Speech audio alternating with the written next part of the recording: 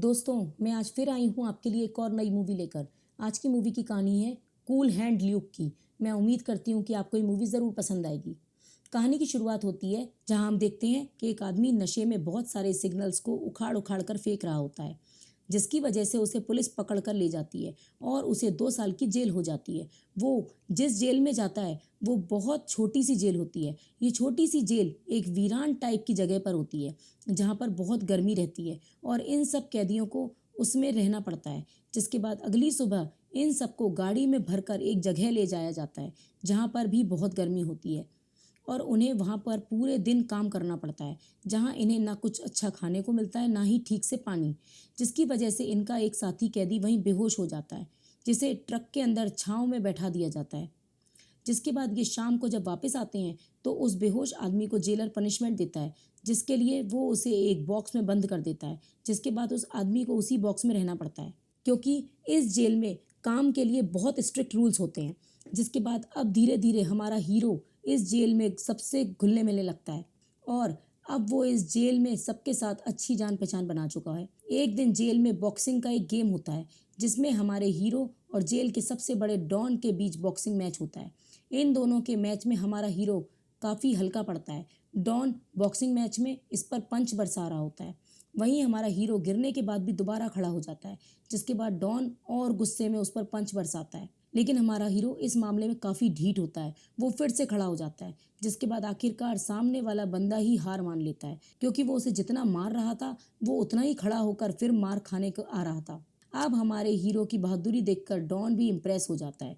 जिसके बाद अब जेल में शाम के समय ताश पर ब्लफ गेम चलता है, जिसमें हमारा हीरो पत्ते कमज़ोर होने पर भी अपने पैसों की चाल बढ़ा देता है, जिससे सामने वाला इंसान को लगता है कि ज़रूर इसके पास भारी पत्ते होंगे, इसलिए वो पहले ही हार मान लेता है। लेकिन अब हीरो पत्ते दिखाता है तो वहाँ खड़े सब लोग उसकी इस चीज़ से खासी इम्प्रेस हो जाते हैं, इसलिए उसका नाम कूल हैंड ल्यूक पड़ जाता है, जिसका मतलब होता है कि वो किसी भी सिचुएशन में काफ़ी शांत तरीके से डील करता है, बिल्कुल हमारे धोनी भाई जैसे। इसके बाद वो डॉन का भी फेवरेट हो जाता है।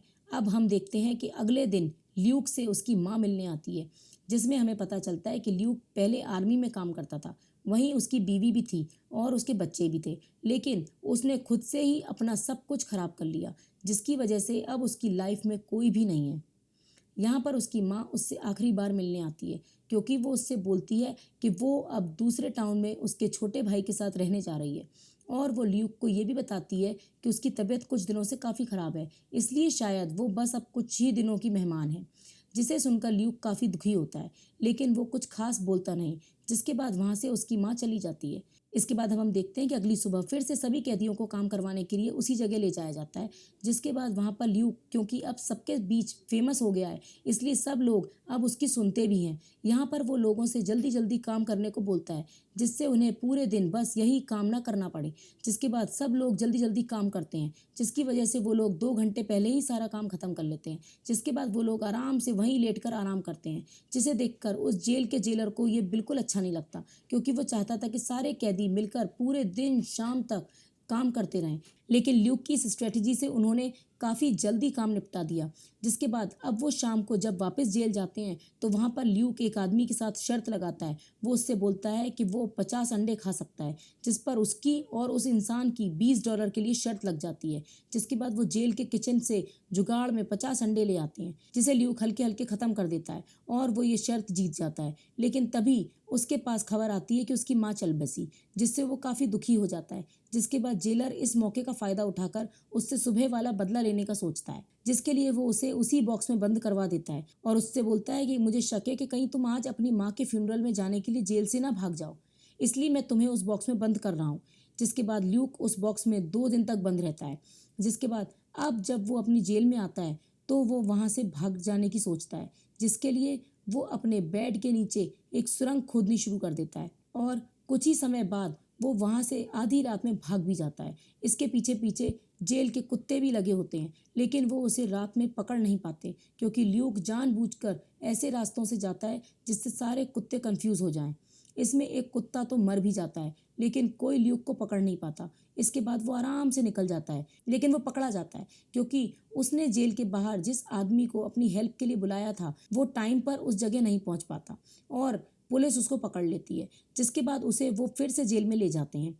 इस बार उसे जेल में बेड़ियों से बांध कर रखा जाता है। ऐसे में ल्यूक की हालत देखकर वहाँ के लोगों को उस पर तरस आने लगता है, जिसके कुछ दिनों बाद फिर से जेलर शिकार के लिए जाता है। इसी मौके का फायदा उठाकर ल्यूक फिर से वहाँ से भाग जाता है और अब की बार वो काफ़ी ढूंढने पर भी किसी को नहीं मिलता है। अब कुछ दिनों बाद जेल में ल्यूक एक मैगजीन भेजता है, जिसमें वो 2 खूबसूरत लड़कियों के साथ बैठा होता है। यह देखकर जेल के सभी लोग काफ़ी जेलस हो जाते हैं, क्योंकि वो काफ़ी सालों से बस जेल में बंद होते हैं। वहीं ल्यूक बाहर जिंदगी के असली मजे ले रहा होता है। तभी फिर से ल्यूक पकड़ा जाता है, जिसके बाद उसे फिर से जेल में डाल दिया जाता है। अब की बार जब ल्यूक यहाँ आता है तो सब उससे बाहर की ज़िंदगी के बारे में पूछते हैं।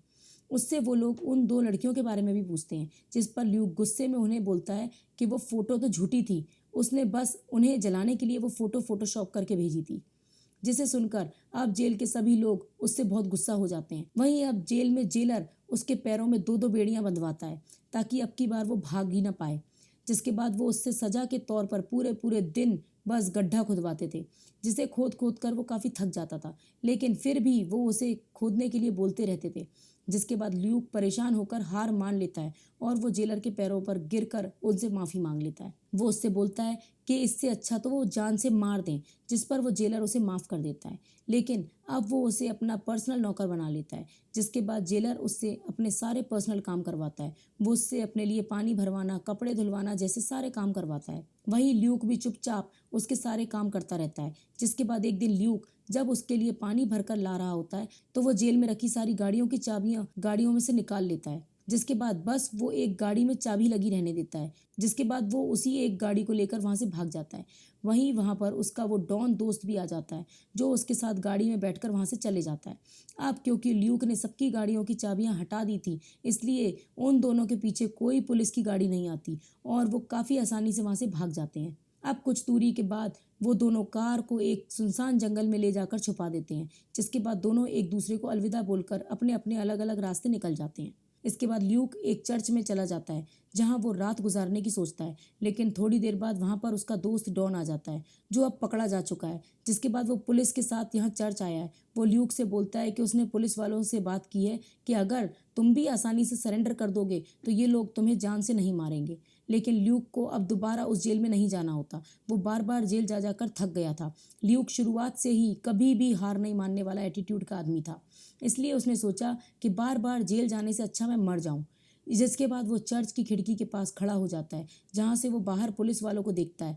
फिर वो उसी जेलर को कुछ कुछ बोलने लगता है, जिससे वो जेलर गुस्सा हो जाता है और वो गुस्से में उसे गोली मार देता है। इसके बाद ल्यूक वहीं मर जाता है। अब उसकी लाश को पुलिस वाले जीप में डालते हैं, लेकिन उसके फेस पर अभी भी एक स्माइल होती है, क्योंकि इस बार वो आखिरकार जीत गया। उसे अब दोबारा ये लोग जेल नहीं ले जा पाएंगे। जिसके बाद ये मूवी यहीं ख़त्म हो जाती है।